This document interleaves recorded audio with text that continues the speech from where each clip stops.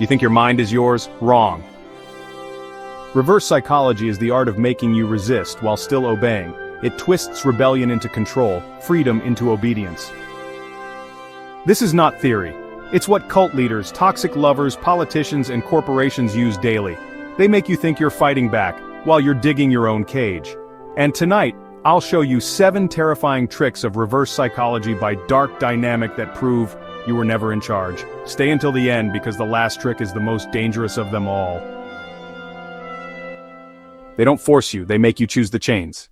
Trick 1, the Defiance Hook. They don't command you directly, they don't say do this. Instead, they say, don't do it.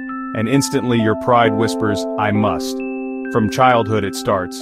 A parent says, don't touch that button. The button becomes irresistible. The forbidden action becomes the only action worth doing. It's not about the button, it's about proving freedom. Toxic relationships use it daily. A partner says, don't text him, don't leave me. And your mind says, I'll prove you wrong. But by trying to prove strength, you stay exactly where they wanted you. Politicians are masters of this. Don't listen to outsiders, don't question us. So you rebel, but only within the box they designed. Your defiance is still obedience. Your rebellion is the leash. Psychology calls this reactance. It's hardwired. When freedom feels restricted, the brain pushes back. But manipulators predict this reaction and weaponize it. Marketers do it too. Limited edition, don't miss out. Scarcity becomes desire, and your act of rebellion, buying to prove independence, makes you the perfect customer. Even history proves it. Oppressive systems say, don't question us. And every small act of resistance only strengthens the system's illusion of control. Even rebellion can be obedience. The Defiance Hook is more than a trick, it's an identity trap. The more you define yourself as I resist, the more they own you, because they define what you resist against. Example, cult leaders say, don't doubt the master. Followers doubt, but only within the leader's framing. Their rebellion feeds the cage. The Defiance Hook proves this. Sometimes your fight for freedom is the evidence of their control. Trick 2, reverse permission. Go ahead, leave me, I don't care. The door looks open. It's not, it's bait. This trick works because it makes you feel guilty. Instead of forbidding, they pretend not to resist, and the weight of that freedom makes you stay. Toxic partners say, fine, go. And you stay, desperate to prove love. Bosses say, quit if you don't like it. And you work harder, to prove loyalty. Cults say, you are free to leave. But shame keeps members chained. Permission is a prison. The psychology? It's guilt conditioning. By opening the door, they plant shame in your heart. The very thought of leaving feels like betrayal. The door is open, but you can't walk through. The reverse permission proves freedom can be the strongest chain. Trick 3, the forbidden fruit. Ban something and desire multiplies. Don't talk to him, he's dangerous. Suddenly he's irresistible. Don't read that book, it's forbidden. Now it's all you crave. Manipulators understand scarcity rewires value. Cults lock away secret truths. Abusers forbid friendships. Governments censor knowledge. The brain translates scarcity into importance, and your hunger for the forbidden becomes the manipulator's tool. Every ban is bait. The forbidden fruit proves scarcity is the most addictive drug. Trick 4, the reversal challenge. You'd never survive without me. You're too weak for the truth. It's bait, a dare, and pride always takes it. Parents say, you'll never succeed. The child succeeds, but under their script, partners say, you won't find better. You stay, to prove value. Society says, without us, you're nothing. And so you conform harder. The challenge is the trap. Psychology, it's the human need to disprove shame, and manipulators twist it. The reversal challenge proves your defiance is their obedience. Trick 5, the false exit.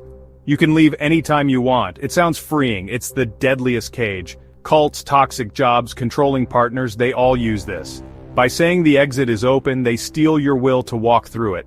A boss says, if you don't like it, quit. You don't quit, you stay ashamed. A cult says, we won't stop you. You stay, because leaving feels like betrayal. An open door can be the heaviest chain. Psychology? It's self-policing guilt. You censor your own freedom. You lock the cage from the inside. The false exit proves cages can have doors wide open. Trick 6. The push-pull spiral. Reject, reward, push, pull. Confusion is the glue of control. This is one of the most dangerous weapons of reverse psychology, because it doesn't just target your mind, it targets your emotions. And once your emotions are hooked, your logic is gone. Here's how it works. A manipulator pushes you away, cold, distant, rejecting. And just when you're about to walk away, they pull you back in, affectionate, warm, rewarding. The cycle repeats again and again until your sense of stability is destroyed. Partners do this in toxic love. I don't care about you. Hours later, you're everything to me. Your brain, desperate for consistency, clings to the good moments, hoping they'll last. But the good is engineered. It's just bait to keep you inside the cycle.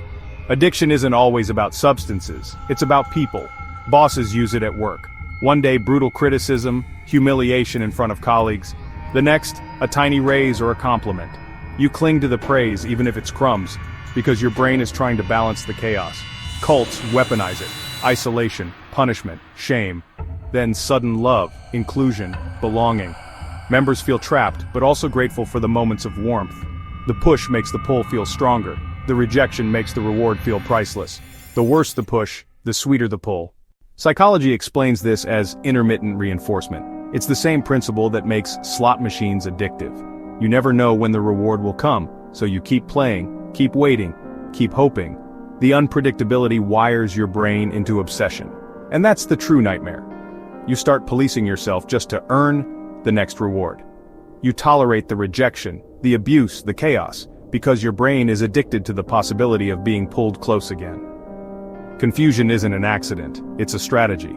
Let's break it down in real life. A partner ignores you for days, then suddenly floods you with affection. A boss tears you down in meetings, then calls you indispensable. A cult shames you for sin, then offers redemption through loyalty. Every cycle deepens the chains, because in the spiral you stop asking, is this good for me?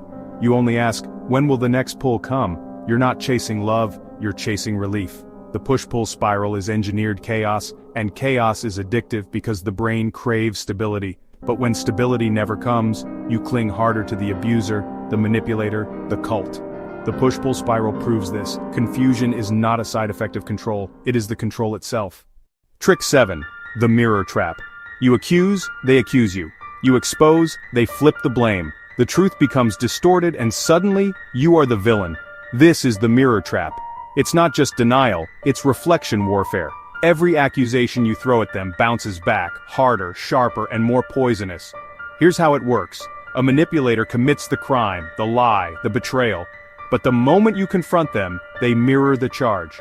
You're lying, you're cheating, you're manipulating me, their guilt becomes your shame. Toxic partners use this daily. You don't respect me, you're the one who disrespects me. You're hiding something. You're paranoid, you're the liar here. The more you defend yourself, the guiltier you appear. Your defense becomes your confession. Bosses do it in workplaces. This isn't fair treatment. You're lazy, you're not committed. The complaint disappears, buried under accusations. Cults are masters of it. This teaching doesn't make sense. Doubt is sin, and your sin proves you're unfaithful. The simple act of questioning becomes proof of guilt. The mirror doesn't reflect truth, it reflects control. Politicians thrive on it. When accused of corruption, they accuse the opposition of corruption. They're lying. The media cycle blurs reality, and the public loses sight of the original crime. The louder the reflection, the deeper the confusion. Psychology calls this projection and gaslighting combined. Projection, they dump their flaws onto you. Gaslighting, they make you doubt your own memory, your own sanity. Together it's a perfect weapon, because defending yourself becomes the very evidence they need. The harder you fight, the deeper you sink. Here's the nightmare. Once the mirror trap is set, there is no winning through argument. Every word you say fuels their reflection. Silence looks like guilt. Defense looks like confession. Anger looks like proof. Example, a manipulator cheats in a relationship. You confront them. Instead of denial, they shout, "You're the cheater, you're projecting your guilt onto me." Now you're cornered. Not only are you still betrayed, you're now on trial. Another example, a cult leader steals money. When exposed, they scream, "It's you who are greedy. You care about money, not the truth." The followers, already primed by fear, turn on the accuser. The guilty becomes the victim, and the victim becomes guilty. The mirror bends reality until you question your own reflection. The mirror trap works because it weaponizes doubt. It doesn't need to convince everyone, it only needs to confuse. If truth becomes blurry, if guilt becomes debatable, the manipulator wins. Control thrives in the fog of uncertainty. The mirror trap proves this. When guilt becomes reflection, truth itself can be twisted into chains. Reverse psychology by Dark Dynamic is not clever, it is terrifying. They hook your defiance, disguise permission, forbid fruit, bait challenges, build false exits, spiral push-pull, and trap you in mirrors. Every trick is designed to turn rebellion into obedience. But awareness is your first weapon. Knowledge is your shield. Learn these tricks, spot them, break them, because the more you know, the less they can control you. Follow for daily psychology insights, and subscribe for weekly deep dives into the hidden world of dark psychology. Remember this: awareness is your freedom.